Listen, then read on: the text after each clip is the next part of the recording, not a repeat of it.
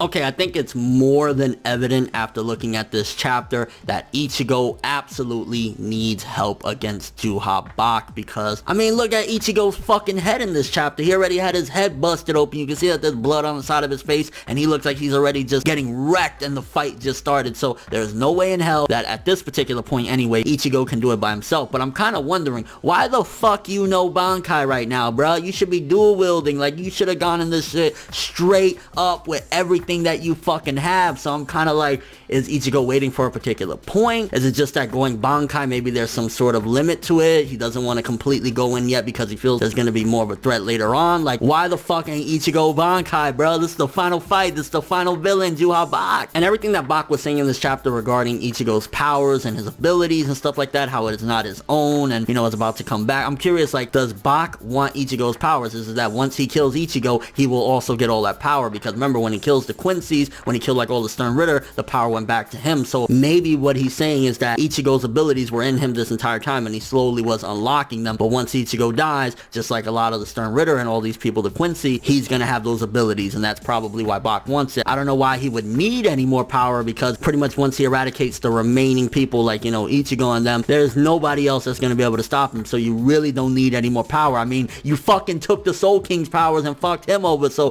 who else can stop you, bro? Why do you want more power? The thing about Byakuya sending Renji and Rukia over to Ichigo, I'm thinking like, okay, you know, you care about them. You don't want them in this battle because you feel like Gerard is gonna fuck them over. But why are you sending them to Ichigo? Like, I understand their reasons, like, you know, they're friends and they need to help each other out. But if they can't possibly help you defeat Gerard at this point, that's what's going through Byakuya's mind. Like, you know, I don't want them in danger. You're gonna send them to somebody that's even stronger than the danger that you're facing that they can't take on. Like, that kind of had me like, yo, bro, that's ass backwards. You sending them to a threat that's even stronger than the threat that they can't even face right here. Gerard, Bach is gonna slaughter them. Like, yeah, he's probably counting on, well, Ichigo's there and he's gonna make sure that they don't get fucked up and killed and shit like that. But nonetheless, like, I was just like, yeah, I get it, you want to save them from Gerard, but Bach ain't no pushover, and Bach is way stronger. He's a god pretty much than fucking Gerard. We got a couple extra bits in the chapter. Uryu getting raped by Hash Brown, as he should, because I was thinking to myself, like, if he had the powers of Bach and he couldn't take out Uryu, but now that he's just back to his normal powers and he could take out Uryu,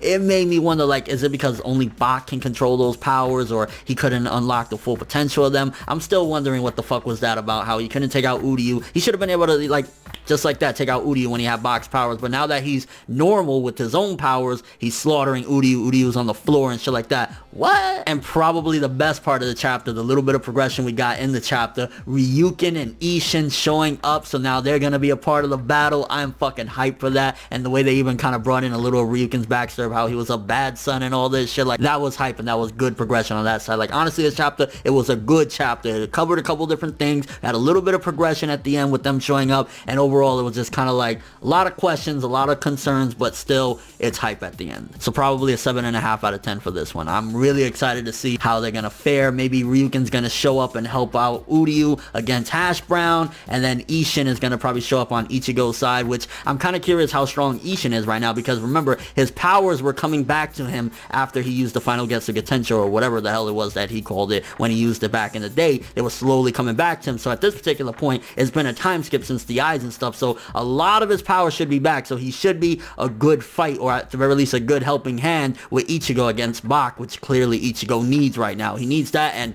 Chair-sama, where are ya, bruh? We need ya. But let me know what you guys thought of the chapter. What do you think about Uryu getting fucked up by Hash Brown? What do you think about the ending? Are you hyped for Ishin and Ryuken? How strong do you think Ishin is at this particular point, since there's been a time skip and his powers were slowly coming back to him? And why do you think Ichigo hasn't gone Bankai yet in this incredible fucking strong ass fight against Bach? And your overall thoughts of the chapter. But thanks for watching. Hope you enjoyed. If you liked anything I had to say or enjoyed the video, drop me a like. I'd greatly appreciate it. And if you want more, make sure to subscribe, follow me on Twitter, Instagram, and stalk my Facebook to get more when the video ends. I'm ForneverWorld, and as always, people, have an awesome day.